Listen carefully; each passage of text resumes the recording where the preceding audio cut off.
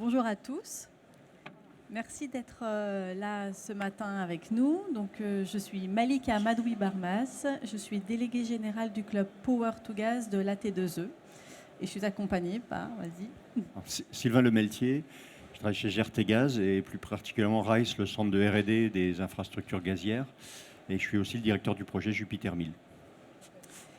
Alors, on a ce petit créneau ici pour vous présenter un projet de démonstrateur industriel de Power to Gas. Mais avant de laisser la parole à Sylvain, je voulais vous présenter très rapidement le club Power to Gas. Donc on est un club qui regroupe des acteurs du Power to Méthane, et donc qui sont vraiment sur l'ensemble de la chaîne de cette technologie de production de gaz bas carbone. Et nous sommes adossés à une association technique qui s'appelle l'AT2E, Association technique énergie et environnement.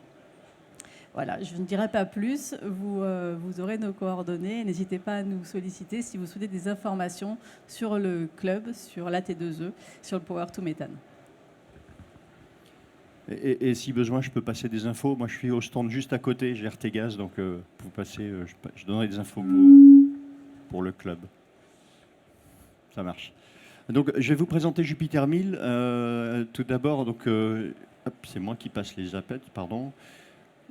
Voilà, donc c'est un projet qui est à Fos-sur-Mer. On va vous le présenter sous forme d'une visite virtuelle, d'une vidéo.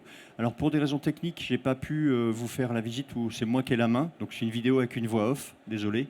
Et puis après, je répondrai à toutes vos questions. Et je vous donnerai quelques infos de REX, les premiers REX qu'on a sur le montage de ce projet. Comme élément nouveau en fait. Donc voilà. Donc pour l'instant, on a un joli site qui fonctionne. Et là, je vais vous lancer la vidéo en première partie. Je vous en prie.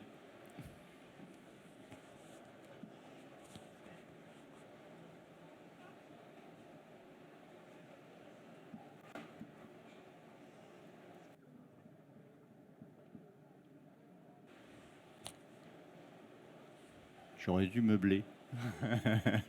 Bienvenue sur le site Jupiter 1000. Jupiter 1000 est un projet innovant, le premier en France à l'échelle du mégawatt, de démonstrateur industriel de Power to Gas. L'installation a pour but de transformer l'électricité renouvelable en gaz pour pouvoir stocker cette énergie et la valoriser dans les réseaux. GRT Gaz et ses partenaires développent actuellement le projet à Fos-sur-Mer, dans les Bouches-du-Rhône, sur la plateforme Innovex dédiée à l'accueil des démonstrateurs en lien avec la transition énergétique. Une installation de Power to Gas est composée de différentes briques technologiques que nous vous proposons de découvrir à travers cette visite virtuelle. Alors désolé, il y a un peu de messages un peu grand public. Les électrolyseurs constituent l'élément central d'une installation de Power to Gas. C'est ici qu'est produit l'hydrogène. Un électrolyseur utilise de l'électricité pour dissocier une molécule d'eau, H2O, et il produit ainsi de l'hydrogène, H2, et de l'oxygène, O2. Sur Jupiter 1000, l'oxygène est rejeté à l'atmosphère. Sur une installation de taille industrielle, il pourrait être valorisé. L'hydrogène sera quant à lui soit injecté dans le réseau de transport de gaz, soit transformé en méthane. Le site est équipé de 2 électrolyseurs de technologies différentes. Vous êtes ici devant l'électrolyseur alcalin, technologie historique de l'électrolyse. Utilisé depuis plus d'1 siècle dans le secteur industriel, le procédé d'électrolyse alcaline consiste à créer une réaction électrochimique entre l'eau et l'électricité. En cassant la molécule d'eau grâce à l'électricité, on obtient de l'hydrogène. L'hydrogène est dit vert si l'électricité alimentant le procédé est de source renouvelable, ce qui est le cas sur Jupiter 1000. L'électrolyseur alcalin fonctionne depuis le mois de juillet 2019. Il peut produire 100 mètres cubes par heure d'hydrogène.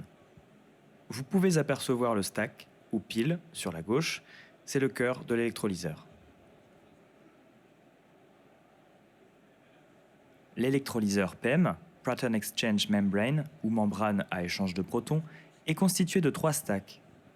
Dans un électrolyseur de technologie PEM, les électrodes sont séparées par une membrane en polymère échangeuse de protons qui permet de séparer l'hydrogène et l'oxygène de l'eau. Les 2 électrolyseurs, alcalin et PEM, peuvent fonctionner indépendamment. Un des objectifs du projet en est d'en comparer les performances à échelle 1 en conditions réelles d'utilisation. Un électrolyseur consomme du courant continu. Or, le courant fourni via le réseau électrique est de 20 000 volts et donc redressé en 400 volts continus. On pourra noter que l'électricité fournie est garantie d'origine renouvelable par contrat. Un système de Power to Gas est aussi un dispositif d'aide au pilotage du réseau électrique. En sortie d'électrolyseur, 30 bars, l'hydrogène est comprimé jusqu'à 210 bars afin d'être injecté dans le réseau ou temporairement stocké sur le site.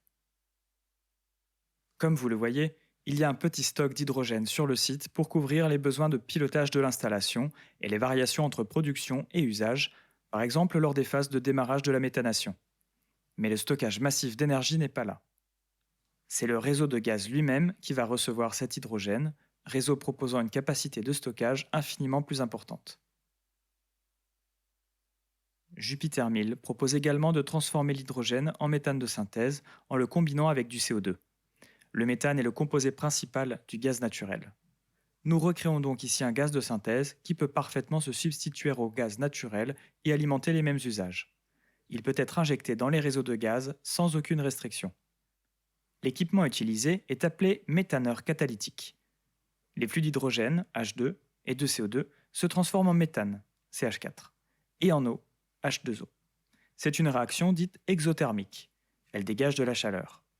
La gestion de cette chaleur représente la spécificité de cette technologie. Sur un site de taille industrielle, cette chaleur pourrait être valorisée. Le captage du CO2 est assuré par un équipement développé par Leroux et Lotz et installé sur le site Ascométal voisin. Ce CO2 est capté dans les cheminées du site et on évite ainsi qu'il soit rejeté à l'atmosphère pour le recycler par la méthanation. Le CO2 est acheminé jusqu'au site Jupiter 1000 par une canalisation d'un peu plus d'1 km de long. La compression et le stockage du CO2 sont des équipements permettant le bon fonctionnement de la méthanation. L'analyse des gaz produits est une phase importante sur un projet de recherche comme celui-ci. Connaître la composition des gaz produits permet de s'assurer du bon fonctionnement des équipements et de leur performance. L'évaluation de ces performances est un des objectifs du projet. Ces analyses permettent également de piloter le taux maximum d'hydrogène injecté. Il s'agit aussi de vérifier avant injection dans le réseau que le gaz obtenu est conforme et permet de respecter les spécifications du gaz naturel, ce qui est une garantie très importante pour les consommateurs.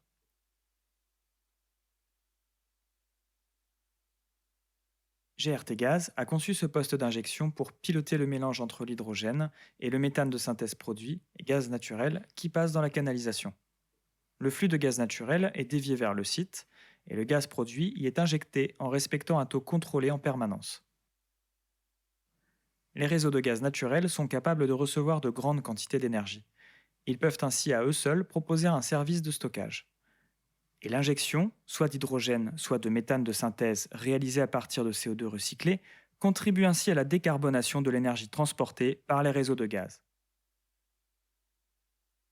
Le site peut être piloté localement depuis la salle de contrôle ou à distance. Le coût de l'électricité est un des composants majeurs du coût de production de l'hydrogène par électrolyse. Pour optimiser ce coût de production, la CNR, partenaire du projet et producteur d'électricité renouvelable, peut transmettre aux démonstrateurs des consignes de soutirage d'électricité élaborées en fonction des prévisions de prix du marché. La production d'hydrogène sera incitée lorsque les prix de l'électricité seront bas. Le projet regroupe 10 partenaires industriels. Pour en savoir plus sur leur rôle, vous pouvez consulter le site du projet sur www.jupiter1000.eu. Le projet est soutenu par le programme d'investissement d'avenir via l'ADEME, la Commission européenne à travers les fonds FEDER, la Commission de régulation de l'énergie, ainsi que la région Sud.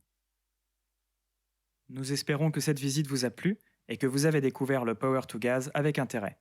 Les équipes de GRT Gaz se tiennent à votre disposition pour plus d'informations.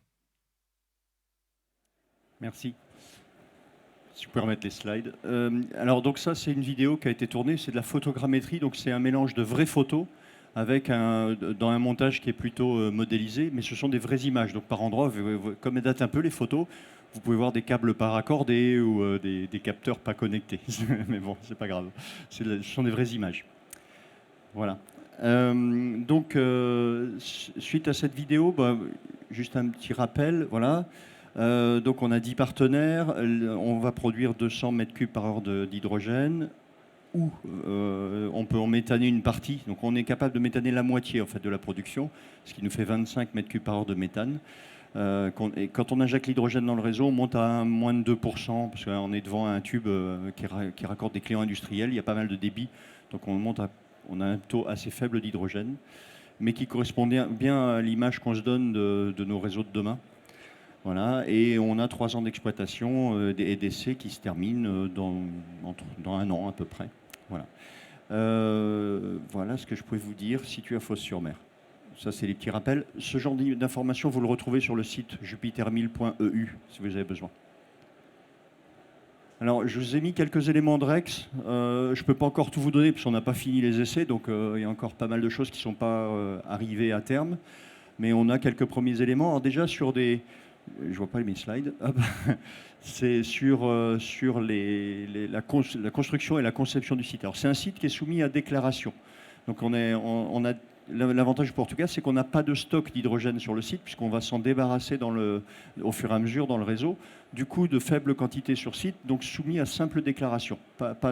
On n'est pas du tout... Enfin, c'est pas une classification difficile en termes d'ICPE. Par contre, les sujets restent nouveaux, donc on a eu beaucoup d'échanges avec les DREAL en amont. Et en fait, on a fait plus d'études que ce qu'on aurait dû faire dû à la déclaration, mais c'était un accord avec les DREAL, parce qu'eux aussi découvrent le monde hydrogène. Et un des buts des démonstrateurs, c'est de faciliter aussi la vie des futurs projets en déminant et en traitant certains sujets en avance. Donc beaucoup d'échanges en amont. Et si vous faites des démonstrateurs, je vous conseille de le faire, d'aller très vite voir les autorités locales et les DREAL.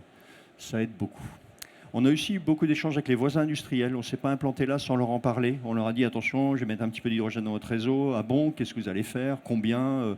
Et là encore maintenant, quand on change le taux, on les prévient. On envoie un petit mail la veille en disant demain, je vais mettre un petit peu plus. Enfin, voilà. Donc surveillez vos installations. C'est pour les rassurer parce qu'en fait le retour pour l'instant c'est qu'il y a 0 effet, ça se voit pas. Enfin, bon. Mais ça fait partie de la relation normale quand on fait quelque chose de nouveau. Voilà. Et on a aussi dû prévoir de l'évolutivité. Comme c'était un démonstrateur, que c'était aussi nos premières expériences sur ces sujets-là, on se dit bien qu'en conception, on ne va pas tout faire bien du premier coup. Il faut prévoir que le site doit évoluer. Donc par exemple, beaucoup de tuyauteries aériennes, alors que nous, on a l'habitude de les enterrer. Bon, là, on fait beaucoup d'aériens. Ça permet de bricoler un peu plus facilement. On a pas mal de sujets R&D autour du site et depuis le début du projet jusqu'à maintenant, ces sujets évoluent. Donc on voit bien que notre feuille de route, elle vit autour du projet. Voilà. Et puis la mise en service, ça s'anticipe beaucoup. Alors, nous, on y est habitués. Donc on a des équipes démarrage et qui savent ce qu'il faut exiger en termes de démarrage. Mais on a bien vu que certains de nos partenaires qui étaient plutôt dans le mode start-up, ils sont un peu tombés de l'arbre au début, quand on leur a demandé certaines choses. Puis maintenant, ils disent, ouais, on a appris plein de trucs, en fait. Donc ça se prépare. Et le process étant assez complexe, puisqu'il faut faire marcher 2 équipements qui n'ont rien à voir en termes de timing, entre l'électrolyse qui est assez rapide et la méthanation qui doit chauffer. Il faut bien prévoir ces étapes tampons et ça s'anticipe. Voilà. Donc, et puis des petits trucs tout bêtes. J'ai perdu les slides. Voilà. C'est de regrouper les commandes. Il ne faut pas courir d'un bout à l'autre du site pour démarrer. Voilà. Bon, voilà. Et puis la sursécurité peut planter la production. On l'a vécu. C'est-à-dire que nos concepteurs, en termes d'automatisme, ils ont foutu les sécurités partout. Puis maintenant, de temps en temps, on est bien embêté. Il n'y a pas longtemps, on a planté une simple commande d'électrovanne qui était sur le départ, qui normalement n'aurait dû nous empêcher que d'injecter, mais pas, par exemple, de produire pour remplir les ballons. Là, voilà, comme il y avait un défaut sur cette vanne, tout le site était en sécurité, on ne pouvait plus rien faire, les électrolyseurs ne démarraient pas, enfin voilà. Donc il y a un peu de sursécurité par moment. J'ai des petits problèmes de... Ouais, voilà, merci. Voilà. Alors bien sûr, il faut tenir compte des particularités de l'hydrogène. Nous, on est habitués à manipuler du gaz naturel, il y a une différence, c'est pas insurmontable, mais ça se travaille. Par exemple, il faut limiter les bris des raccords parce que ça a tendance à fuir, même si on a une très bonne surprise, c'est-à-dire que le site est très étanche. C'est-à-dire qu'on est capable de détecter des fuites avec quelques ppm, on est très bien équipé sur ce sujet-là. Et finalement, on ne trouve pas tant de fuites que ça et on n'a pas eu trop de problèmes de fuite externes. Par contre, on a eu des problèmes de fuite internes, des robinets qui devaient être étanches et puis qui ne l'étaient pas, et qu'on a dû remplacer. Ça nous a un peu compliqué la vie pendant un moment. parce que du coup, les automatismes, ils découvrent que la pression qui est en amont et la pression qui est en aval s'équilibrent et que c'est pas normal, et hop, on se met en sécurité, on arrête le site. Voilà, donc ça nous a un peu compliqué la tâche. Donc les montages de tout ce qui est interne, enfin, il faut être très propre dans le montage, c'est-à-dire que les poussières, les choses comme ça, ça aime pas. Voilà. Il y a aussi une conception des géométries de canalisation qui est importante, parce qu'il faut être capable de purger proprement, je suis Euler, excusez-moi, c'est bon. Il faut être capable de purger correctement et d'inerter à l'azote et de façon très précise. Et donc on y réfléchit dès le début dans la conception des canalisations, parce qu'on ne doit pas avoir de bout mort, on doit tout inerter. Ça, c'est un boulot d'ingénierie important. Voilà. On a encore quelques inconnus sur les évents. La légende urbaine dit que dès qu'on met un peu d'hydrogène à l'évent, ça s'enflamme, rien que par le frottement sur l'évent, etc. Pour l'instant, on n'a pas constaté d'inflammation. Pourtant, on a manipulé des évents. Et donc, on va faire un travail qui est en cours là, en ce moment, où on met des évents calibrés, qui ne sont pas nos évents de série. On va en mettre des plus gros, des plus petits, et on va faire cracher de l'hydrogène à des vitesses différentes pour essayer de qualifier quand est-ce que ça arrive vraiment. Bon, quand même, on est un peu prudent, donc partant d'orage, on arrête. On n'est pas un site de production, on peut se le permettre. Donc, les jours d'alerte orage, on ne tourne pas. Voilà. On a des problèmes avec des fournisseurs qui sont encore... on est sur des objets parfois rares et on a des temps... Par exemple, un truc tout bête, on a cassé une membrane sur le compresseur hydrogène. Délai d'appro, 26 semaines. Voilà. On est arrêté la moitié de l'année en compression. Ça nous est tombé sur le coin de la figure. Alors, comme on est sur un démonstrateur, on a limité le nombre de pièces détachées parce qu'on peut se permettre de prendre le risque. Et ben là, on a pris le risque, on l'a perdu. Donc, on a été 26 semaines arrêtés sur le compresseur. Et le SAV est parfois compliqué parce que quand vous êtes sur un démonstrateur, vous n'êtes pas un client en production, il n'y a pas de perte de production, donc parfois votre fournisseur il a tendance à s'occuper d'abord des clients qu'il menace de lui coller des pénalités. Voilà. Alors sur l'électrolyseur alcalin, on a remarqué que depuis l'arrêt chaud, donc un arrêt où on est encore en chaleur, on avait 6 à 8 minutes pour démarrer. Voilà, bon, alors c'est pas un temps, c'est pas inacceptable, hein, c'est un constat. Et lors de la première minute de fonctionnement, on consomme de l'élec, mais on ne produit pas encore. Donc c'est à prendre en compte quand on fait quelque chose de très intermittent, il faut prendre en compte ces petites consommations supplémentaires. Voilà, donc le plein rendement est atteint dès que la température se stabilise, ça tout va bien. Et après, les réponses en niveau, une fois que vous tournez, sont rapides et précises. C'est-à-dire que ça suit très très bien la consigne. Sur le PEM, alors quand l'électrolyseur s'arrête, le PEM, ça devient une pile. Du coup, on est obligé de le purger. Alors ça, c'est un problème, parce que du coup, on rallonge les temps pour redémarrer, parce qu'il faut le remettre en gaz. Et ça, c'est un petit problème qu'on n'avait pas anticipé, donc, mais je pense que ça devrait être modifiable dans les automatismes, de faire les choses un peu différemment pour accélérer ce temps d'intermittence. Voilà. Bon, la mise en service, alors l'activation du catalyseur de la méthanation, la mise en service méthaneur, ça se fait par des opérations de 8. On va chauffer le catalyseur pour qu'il devienne actif en fait. Et on atteint un certain niveau, on regarde comment ça produit, c'est pas satisfaisant, hop, on refait une passe, on réchauffe un peu. Donc on a eu plusieurs interventions de 8 comme ça pour démarrer les briques de méthanation.